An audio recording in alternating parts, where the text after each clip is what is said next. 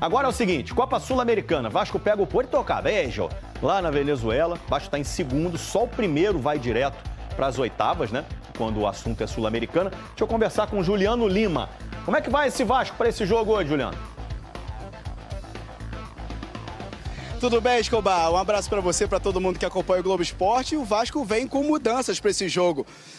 Verrete e Felipe Coutinho foram poupados contra o Palmeiras na última rodada do Campeonato Brasileiro, volta ao time titular. Na defesa, o Luiz Gustavo deve ser titular, isso porque o Lucas Freitas se machucou contra o Palmeiras, então fica de fora. Então o Lucas Freitas deve formar essa defesa com o João Vitor. Vamos falar do provável Vasco pro jogo de logo mais, que vem com o Léo Jardim, o Luiz Gustavo e o Lucas Piton, Matheus Carvalho, Hugo Moura, Felipe Coutinho, Ryan, Nuno Moreira e Verrete. O Vasco está na segunda posição do Grupo G da Copa Sul-Americana, 3 pontos a menos que o Lanús da Argentina e precisa da liderança para se classificar de forma direta na competição. Sob o novo treinador, Fernando Diniz, o Vasco pretende anunciar até domingo, Escobar. Leu, Juliano Lima, se tem notícia, ele tá em cima. O Breno Salles estava com cãibras na final da Copa do Brasil Sub-17 entre Vasco e Bahia. Precisou sair no carrinho, mas não quis ser substituído. De última hora, o Breno pulou do carrinho e falou que vai continuar. Aí o Lourenço, que ia entrar, não curtiu muito não, mas ia valer a pena, hein?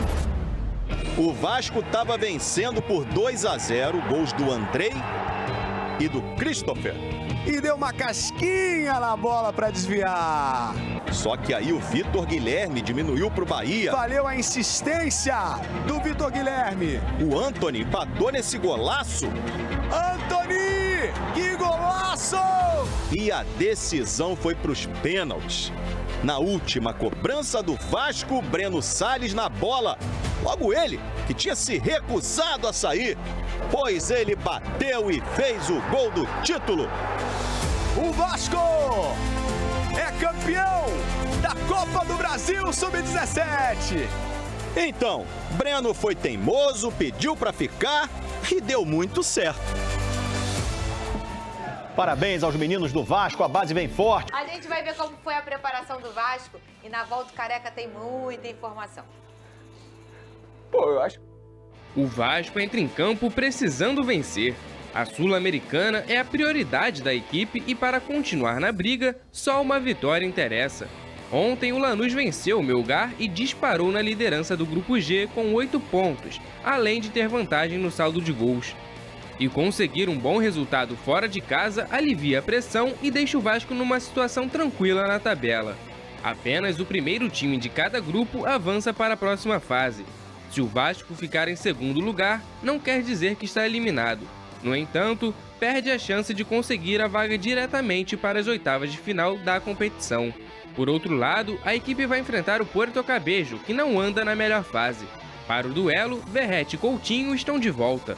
Porém, Lucas Freitas está fora depois de sofrer uma lesão na face plantar do pé direito no jogo contra o Palmeiras.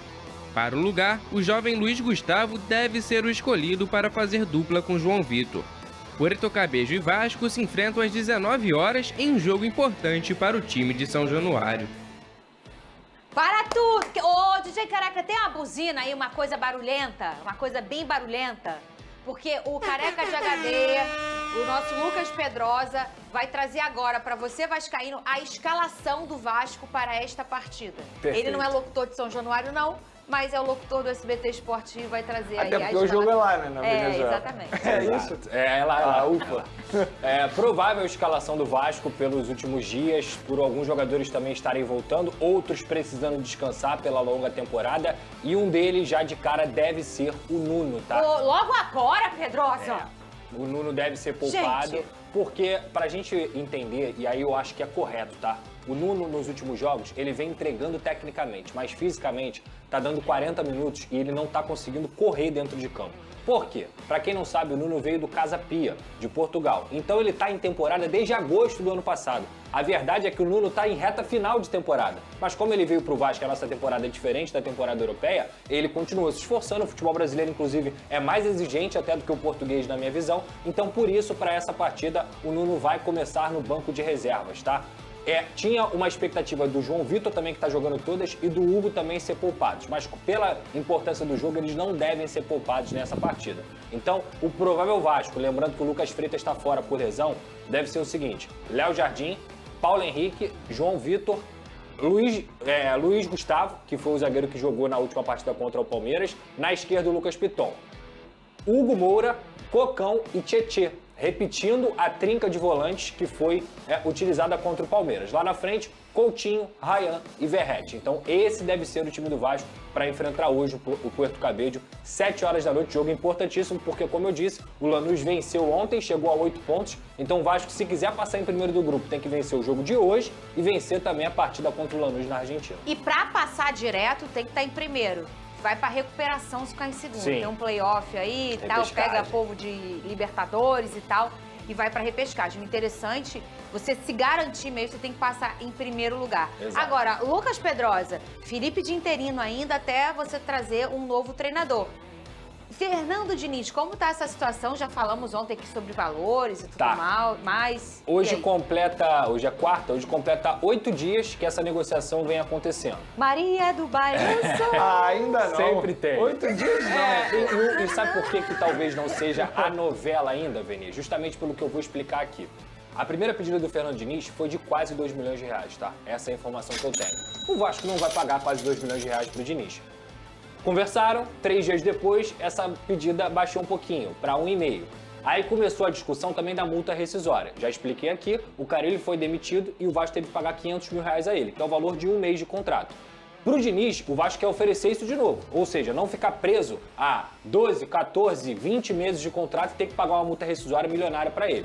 Tá oferecendo o quê? Uma multa rescisória de 1 mês de contrato. E, além disso, também tentando diminuir a pedida inteira dessa comissão. Então o Vasco está trabalhando ali na casa dos 900, na casa do 1 milhão de reais. Uma nova proposta e novas conversas estão sendo feitas. Então a tendência é que a gente tenha um desfecho positivo em relação a essa situação.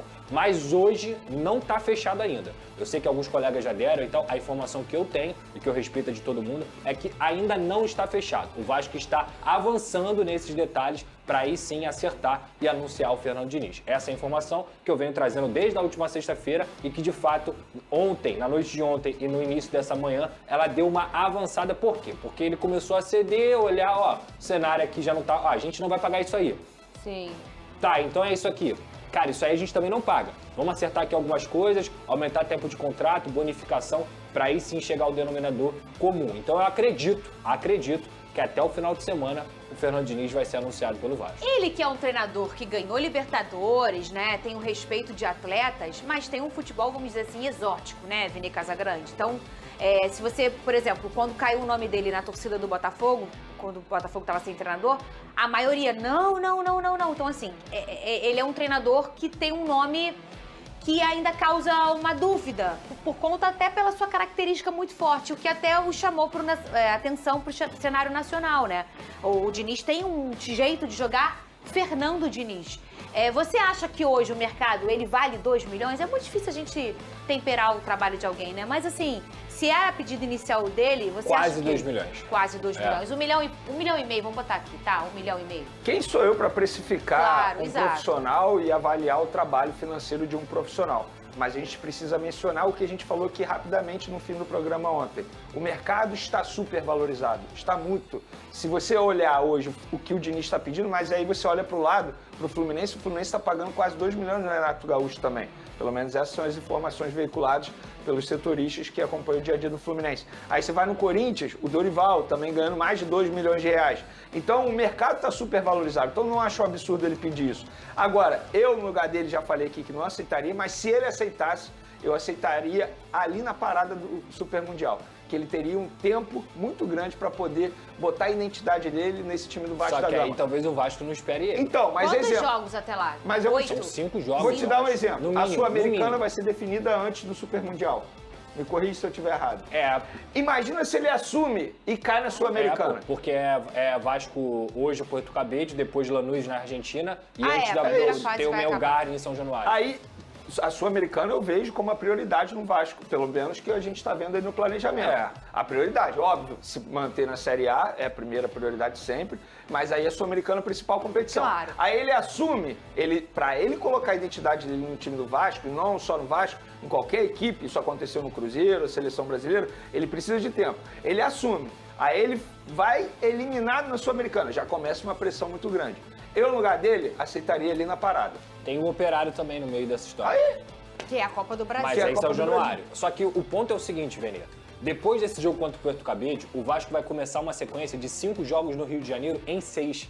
Então, em contrapartida, apesar dele não ter tempo, e eu entendo sua linha de raciocínio, ele vai ter 5 jogos no Rio. Então ele tem a oportunidade de iniciar uma trajetória tendo uma excelente sequência. Viagens e com o 12º jogador Exato. que é a torcida. E a viagem que o Vasco faz é o último jogo, que é contra o São Paulo no Morumbi, ou seja, em São Paulo. Então assim, cara, ele tem a oportunidade de pegar o Vasco, classificar para a Copa Sul-Americana, classificar para a Copa do Brasil e entrar nessa zona de descanso, de treinos e tudo mais nesse mês, sem crise, muito pelo contrário, com a galera apoiando ele. Tem outro lado, assim. Talvez esse raciocínio fosse antes dessa sequência pesada que o Vasco teve nas viagens. Que o Vasco, inclusive,